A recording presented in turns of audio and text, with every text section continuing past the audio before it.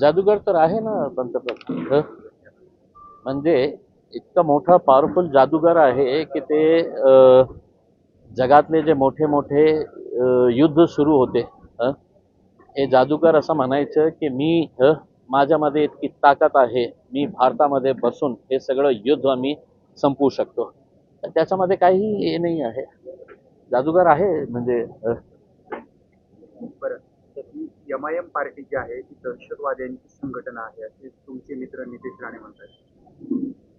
काय आहे की या माणसाला तुम्ही लोकांनी खूप जास्त महत्त्व दिलेले आहे. त्याची हाईट प्रमाणे तुम्ही त्याला महत्त्व दिले असते तर आम्हाला कळलं असतं. पण काय आहे की दररोज उठून त्याला काहीही विकासाच्या बाबतीत बोलायचं नसतं. फक्त मुस्लिम मुस्लिम मुस्लिम याच मुद्द्याने त्याची राजनीती सुरू आहे. आणि दुर्दैवाने भारतीय जनता पार्टीने अशा 4 पिल्लू सोडलेले आहे मार्केटमध्ये. त्याच्यामध्ये हे नितेश राणे आहे, ते पडळकर आहे, ते नगरचं कोण संग्राम जगताप आहे, ते आमची ते डान्सर बाई कोणती आहे अमरावतीची, ती एक बाई आहे. हे सगळ्या लोकांना सोडलेले आहे. काहीही त्यांना तुम्ही नाही का विकासाच्या बाबतीत विचारलं ना तर ते उत्तर तुम्हाला नाही का मुस्लिमांवरही उत्तर मिळेल तुम्हाला. तर त्यांची राजनीती, त्यांचं जेवण भेवण सगळं त्यांचं दररोजचं जे काही चालतं ना ते फक्त मुस्लिमांच्या मुळेच चालत आहे. तर आता नितेश राणेने जे म्हटलेले आहे की एम-आय-एम जातीवादी संघटन आहे करके, किती लाचार आहे म्हणजे या माणूस. आमचा एक प्रतिनिधी जे आहे ना, एक मौलाना आहे, मुफ्ती आहे, ते विधानसभेमध्ये बसतो. तुमची ताकद आहे का त्यांना काढण्याची? नरेंद्र मोदी साहेब जे तुमचे पप्पा आहे ना त्या लोकसभेमध्ये बसतं ना तर आमच्या तिथे एक वाघ बसतं, त्याचं नाव बॅरिस्टर असदुद्दीन अवैसी आहे. तर तुमच्यात हिंमत असेल ना तर पहिले असदुद्दीन अवैसीच्या बाबतीत काहीतरी निर्णय घ्या. आतंकवादी संघटन असेल तर आतंकवादी संघटनेचा एक सदस्य महाराष्ट्राच्या विधानसभेमध्ये कसं बसू शकतं हे तुम्ही तुमच्या मुख्यमंत्र्यांना सांगा. काय हे अशा प्रकारचे फालतू स्टेटमेंट देणे आणि काय हे सभेमध्ये गेल्यानंतर त्याला माईक दिसल्यानंतर नाही का काही बडबड करतो आणि त्याच्या समोर नाही का चिल्लू पिल्लू बसलेले असते, ते टाळ्या वाजवतात आणि त्यांना असं वाटतं की अरे बापरे मी खूप मोठं झालेलं आहे. कसं म्हणजे जितकी त्याची हाईट आहे ना त्याच्यापेक्षा किती पटीने त्याचं डोकं हे मेंदू आहे. एक महत्वाचं म्हणजे पेट्रोल डिझेल हे युद्धाचा परिणाम झालाय त्यातून अजूनही आपला महाराष्ट्र आपला भारत सुधरू शकलेला नाहीये. छत्रपती संभाजीनगरमध्ये वाळूजमध्ये एकाने तर डोकं फोडून घेतलं, गॅस मिळत नव्हतं म्हणून अशी स्थिती अजूनही कायम आहे.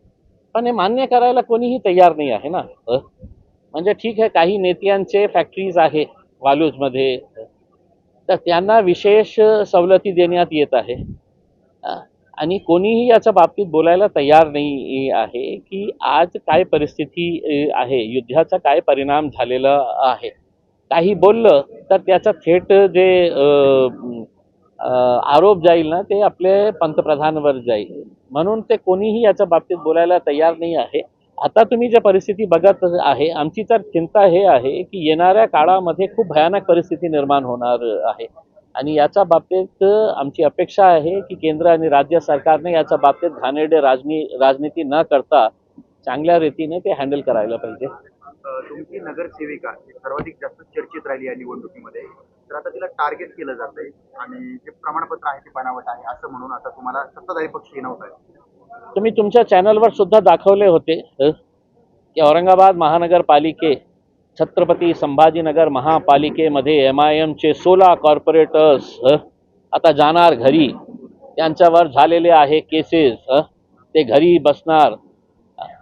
हे तुम्हीच दाखवले होते ना, खूप सारे चॅनल्सनी दाखवले होते ना, किती जोरात ओरडत होते, आपण लाईव्ह करत होते, हेडलाईन्स दाखवत होते, ब्रेकिंग न्यूज चालवत होते की एम-आय-एमचे 16 सदस्य त्यांचा पद रद्द होणार. झालं का काही? इम्तियाज जलील 2014 मध्ये निवडून आला, 2 बायका 4 मुले, 1 बायका 2 मुले शोधत आहे मी, आजपर्यंत मिळाले नाही. तर बोलण्यासाठी काही असतं ना. आता शहर ते मुलीच्या बाबतीत त्या मुलीच्या मागे इतकं लागलेले आहे. आता सरकार आहे, प्रशासन आहे, ते आपली कारवाई करत आहे. मी बोललो ती मुलीला त्याच्या वडिलांना खूप सारे म्हणजे त्यांच्याकडे पुरावे आहे असं काही नाही आहे. पण काय आहे की MIM दिसला, मुसलमान दिसली की चला चला आपली दुकान सुरू करा. तर खूप सारे नेता आमच्यामुळे खूप मोठे होण्याचा प्रयत्न करतात आणि मीडियावाल्यांनाही खूप चांगलं वाटतं की बाबा चला मिळालं आपल्या 2 दिवसासाठी आपल्याला खुराक मिळाली आता चलाएंगे अपनी दुकान धंदे. आम्ही देशाच्या घटनेवर हल्ले होऊ देणार नाहीत असं राहुल गांधींचं वक्तव्य आहे.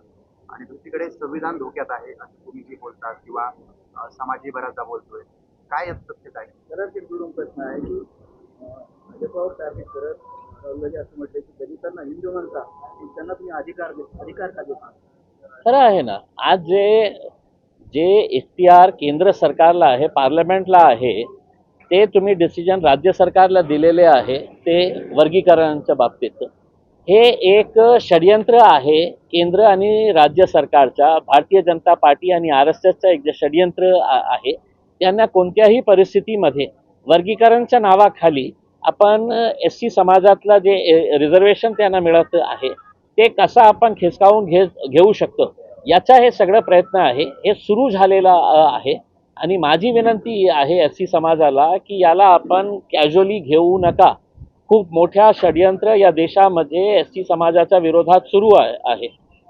तर त्यांनी जागृत राहून देशामध्ये एक मोठा आंदोलन उभा करण्याची आवश्यकता आहे. त्यांच्यासोबत आम्ही राहणार आहे. बरं. तुम्ही जनता दरबार भरवताय.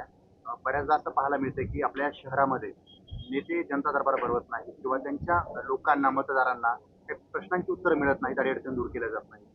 भले तुम्ही पदावर नाहीये, भले तुमच्याकडे पद नाहीये, मात्र एक माणूस म्हणून तुम्ही अशी खुर्ची टाकून समस्या सोडवता काय सांगाल? नाही, हे सगळे जे कॉर्पोरेटर्स आहे ते MIM पक्षाचे कॉर्पोरेटर्स आहे आणि असा प्रयोग जे आहे ते हैदराबादमध्ये आमचं जे हेडक्वार्टर आहे दारुसलाम तिथे OIC साहेब, खासदार, आमचे जे 7 आमदार आहे ते स्वतः आणि जे 50च्या जवळ जे कॉर्पोरेटर्स आहे ते सगळे लोक दररोज सकाळी 11 वाजेपासून त्या जनता दरबारमध्ये बसतात दररोज. आणि अनेक वर्षापासून हे सुरू आहे. म्हणजे एका नेत्याला शोधण्यासाठी ते कुठे गेला, ऑफिसमध्ये आहे तर ऑफिसमध्ये नाही आहे, घरी गेल्यावर नाही आहे, कुठे ते भेटत नाही आहे. तर लोकांच्या सोयीसुविधासाठी अशा प्रकारचे जनता दरबार जे आहे हैदराबादमध्ये होतो. आता आमच्याकडे ही खूप मोठी संख्या निवडून आलेली आहे कॉर्पोरेटर्सची आणि लोकांना एका छताखाली इथे आमचे विरोधी पक्षनेता आहे, गटनेता आहे, सगळे कॉर्पोरेटर्स आहे. जे काही लोकांचे मुद्दे असतील ते मुद्दे घेऊन आल्यानंतर त्याचा निवारा कशा करता येईल चर्चा करून, पत्र देऊन हे सगळं करण्याचा निर्णय आम्ही या जनता दरबारमध्ये केलेला आहे.